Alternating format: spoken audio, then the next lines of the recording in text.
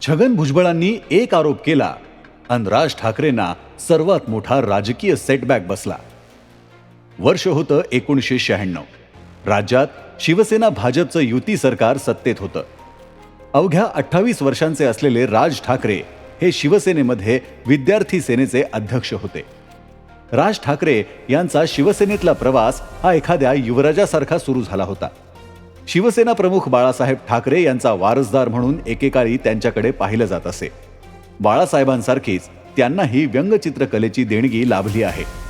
मार्मिकमध्ये व्यंगचित्रे काढून राजकीय भाष्य करण्यास सुरुवात केली होती. हळूहळू भारतीय विद्यार्थी सेना या शिवसेनेच्या विद्यार्थी संघटनेच्या माध्यमातून त्यांनी त्यांच्या राजकीय प्रवासाची सुरुवात केली. 90च्या दशकात त्यांच्या संघटनेनं शिवसेनेला नवी ऊर्जा दिली होती. आपल्या आक्रमक भाषणशैलीमुळे आणि बाळासाहेबांसारख्या लकबींमुळे ते अल्पावधीतच महाराष्ट्रातील तरुण पिढीमध्ये प्रचंड लोकप्रिय झाले. 1990 आणि 1995च्या विधानसभा निवडणुकांमध्ये राज ठाकरे यांनी संपूर्ण महाराष्ट्र पिंजून काढला होता.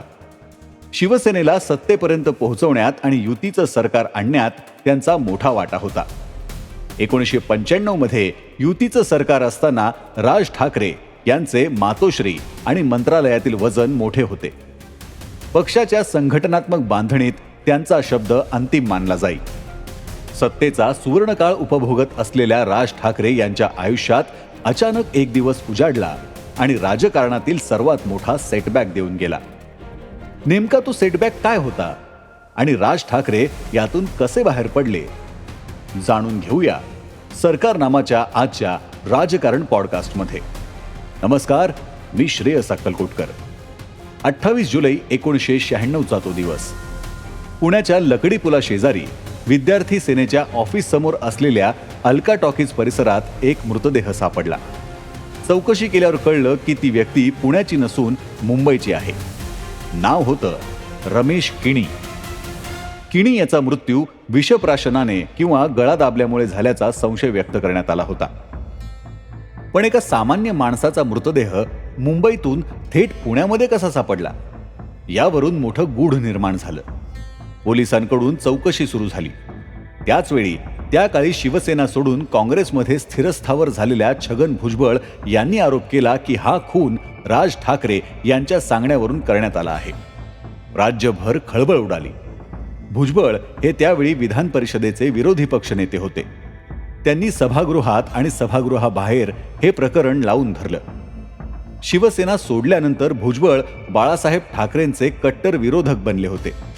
राज ठाकरे हे बाळासाहेबांचे राजकीय वारसदार मानले जात असल्याने त्यांना लक्ष्य करणं म्हणजे थेट बाळासाहेबांच्या प्रतिष्ठेला धक्का लावणं होतं, हे गणित भुजबळांच्या डोक्यात होतं. या प्रकरणाचा संबंध मातोश्रीशी जोडला जावा, हा त्यावेळच्या काँग्रेस नेत्यांचा मुख्य डाव होता. पत्नी शीला किणी यांनी केलेल्या आरोपांचा आधार घेत राज्यातील सत्ता मातोश्रीवरून चालते आणि तिथं सामान्य माणसांना धमकावलं जातं असा प्रचार जाणीवपूर्वक करण्यात आला. यामुळे युती सरकारच्या प्रतिमेला तडा गेला होता. राज ठाकरे महाराष्ट्राच्या राजकीय पटलावर मोठं होणारं नाव होतं. अचानक उद्भवलेल्या या गंभीर प्रकरणामुळे त्यांचे राजकारण संपेल अशीच शक्यता होती. त्यावेळी बाळासाहेबांनी सामनातून विरोधकांवर तुटून पडण्यास सुरुवात केली.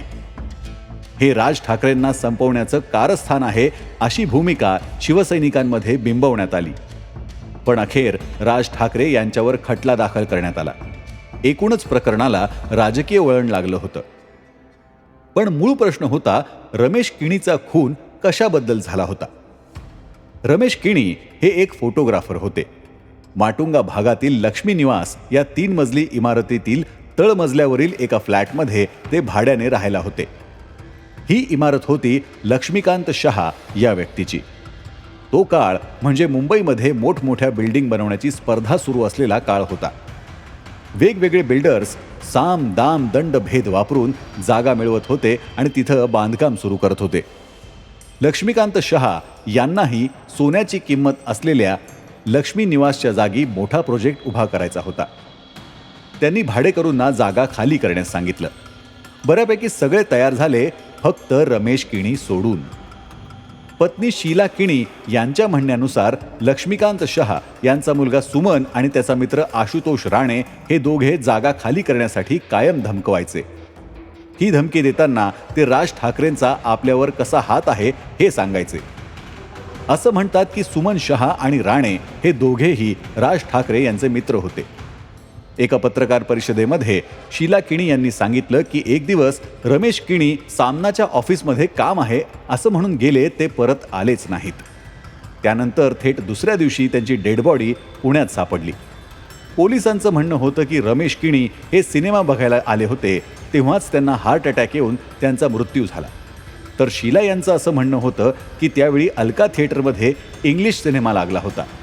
रमेश किणी यांनी आयुष्यात कधी इंग्रजी सिनेमा पाहिला नव्हता, तर ते तिकडे का जातील? त्यांनी या खुनात कुविख्यात गँगस्टर अमर नाईक याचा देखील हात आहे असे आरोप केले होते. हे आरोप प्रत्यारोप, दावे प्रतिदावे या सगळ्यांचा परिणाम केवळ शिवसेनेवरच नाही तर भाजपवरही झाला. तत्कालीन गृहमंत्री गोपीनाथ मुंडे यांच्यावर तपासासाठी प्रचंड दबाव होता. विरोधकांनी आरोप केला की मुंडे हे राज ठाकरेंना वाचवण्यासाठी तपासात हस्तक्षेप करत आहेत. यामुळे युती सरकारमधील 2 पक्षांच्या संबंधांवरही ताण आला होता. त्याचवेळी पोलिसांच्या तपासावर विश्वास नसल्याचं सांगत छगन भुजबळ यांच्यासह राज्यातील काँग्रेसच्या प्रमुख नेत्यांनी हे प्रकरण सीबीआयकडे नेण्यासाठी दिल्लीपासून रान उठवलं. वाढता राजकीय दबाव पाहता या प्रकरणाचा तपास सीबीआयकडे सोपवण्यात आला. अनेक वर्ष केस चालली. सीबीआयने या प्रकरणाची सखोल चौकशी केली. चौकशी दरम्यान राज ठाकरे यांची अनेकदा विचारपूस करण्यात आली. राज ठाकरेंना सीबीआय कार्यालयात चौकशीसाठी जावं लागणं हे विरोधकांसाठी मोठं यश मानलं जात होतं. पण या काळात सीबीआयला राज ठाकरे यांच्या विरोधात कोणतेही ठोस पुरावे मिळाले नाहीत. अखेर सीबीआयने राज ठाकरे यांना या प्रकरणातून पूर्णपणे क्लीन चिट दिली. न्यायालयानेही त्यांना दोषमुक्त केलं. बरीच वर्षे आपल्या हक्कासाठी लढा दिल्यानंतर शीला किणी यांचाही 2011 मध्ये मृत्यू झाला. त्यांच्या मृत्यूनंतर त्यांचा एकुलता एक मुलगा निखिल अमेरिकेला निघून गेला. काही वर्षांपूर्वीच वादग्रस्त लक्ष्मी निवास पाडण्यात आलं. त्याचं रिडेव्हलपमेंट करण्याची जबाबदारी मातोश्री रिअल्टर्सवर देण्यात आली होती. याचे मालक होते राजन शिरोडकर. 2006 साली जेव्हा राज ठाकरेंनी शिवसेना सोडून महाराष्ट्र नवनिर्माण सेनेची स्थापना केली होती, तेव्हा राजन शिरोडकरही त्यांच्यासोबत होते. त्यांचा मुलगा आदित्य याने मनसेकडून लोकसभेची निवडणूक लढवली होती. राज ठाकरे या किणी खून प्रकरणातून निर्दोष सुटले, पण हा त्यांचा राजकीय आयुष्यातील सर्वात मोठा सेटबॅक होता. या वादामुळे त्यांचं शिवसेनेतील वजन हळूहळू कमी होत गेलं आणि ती जागा उद्धव ठाकरे यांनी घेतली. राजकीयदृष्ट्या त्यांना फिनिश करण्यासाठी किणी हत्याकांडाचा वापर एका शस्त्रासारखा करण्यात आला.